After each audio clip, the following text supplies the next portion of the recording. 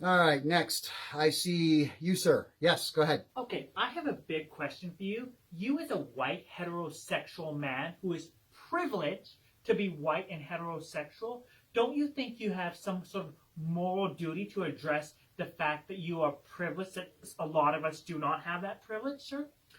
Yeah, white privilege. Okay, let's I'm going to address the whole room on this one now. This whole thing about white privilege, it stems from the idea that it was only white people who held slaves in the past. And as I believe mentioned even earlier tonight, that white people got into slavery last but got out of it first. None of you here, I'm sure that none of you here are the direct descendants of slaveholders or slaves themselves. And if you are, well, then that's your life journey, and that is your place of being to do what you wish with. And I'm not going to get involved in any of that because that is your lineage and your emotional state and your decision. But what I will say is that this white privilege thing that you all say that I have, let me tell you where I come from, communist Canada, where white people, and I know this because this is why you know who I am. I went looking for full-time work for 16 years in Canada, 6,500 resumes, and I got nothing but headache and nonsense from it all. And the job interviews that I did get, I was addressed by we'll call them in quotations, human resources managers who were girls, white girls under the age of 25, telling me, I'm sorry, we're not hiring white males right now because we have to give other races a chance. How condescending could you possibly be? So where is this white privilege that I keep hearing about? The Canadian government didn't like the fact that I was ranting and raving about these incidences on YouTube. My YouTube channel hit 2 million subscribers in 5 months. The Canadian government panicked because they didn't want a white guy to have influence over a country where they were trying to remove whiteness from the country. So I was charged criminally and then banned from social media for almost 6 months. Imagine, I, as a journalist and a social commentator, could not be a journalist or a social commentator online in any way. And if somebody was filming me and stuck that on the internet somewhere, I would have gone to prison for breaching my bail conditions. Imagine that.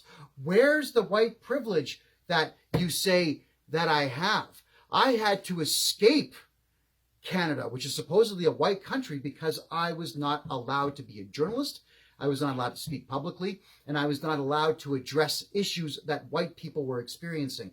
All of that was done under threat of prison time in communist Canada. All of that was done under threat of getting, let's just call it what it is, my ass kicked by the police. Yes, the Canadian police have arrested me 22 times. I've spent 7 months of my time in prison because I'm a cisgendered, middle-aged, white Christian male who was simply telling the truth about what was going on in my former nation.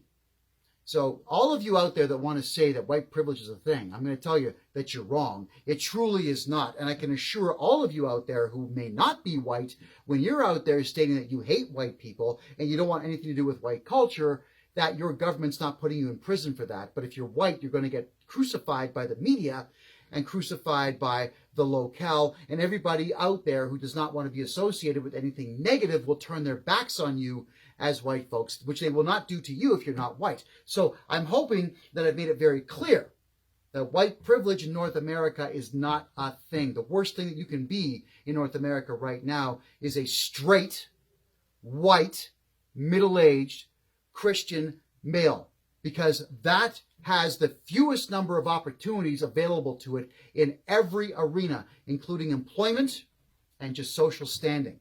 I actually find that question highly offensive, mainly because of what I've been through and what many, we'll say millions of white men are going through right now. However, this is America, and you have the right to be offensive, and I will defend that unto my own death.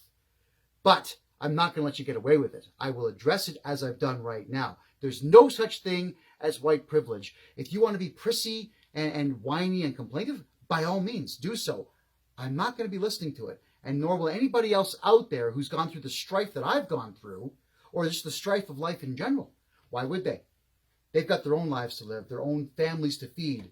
They have their own good times to be had. And all of you who want to complain about this white privilege thing, you'll try to get in my way. Obviously, it's not going to work. The whole world knows my name now because my white privilege that you say I have was stolen from me at the tip of the barrel of a gun.